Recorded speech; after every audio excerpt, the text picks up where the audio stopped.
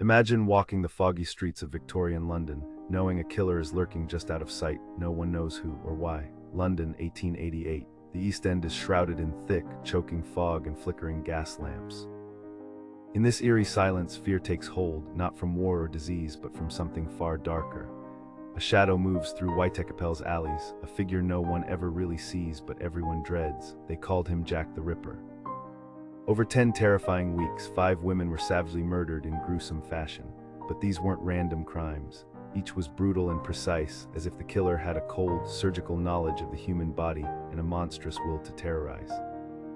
Then the horror intensified. Hundreds of letters flooded the police, mocking their search. One letter even arrived with a piece of a human kidney, signed simply "From Hell." The public panic exploded as newspapers fanned the flames, spinning tales of monsters stalking the fog.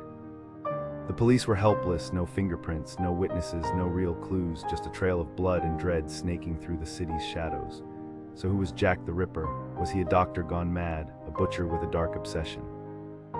Or even someone of royalty protected by privilege? Theories stretch from artists to secret lovers to suspects with twisted pasts. More than 100 names have been thrown into the spotlight, and yet no one has ever been confirmed. More than 130 years later, the mystery remains. No confession, no capture, just a ghost story that grew into a legend, the blueprint of every serial killer tale to come. Jack the Ripper didn't just kill. He became a symbol, a question mark in history's fog.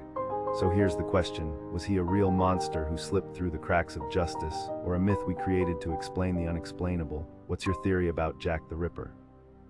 Let's hear your wildest guesses in the comments. Want to explore more mind-bending mysteries? Follow for more.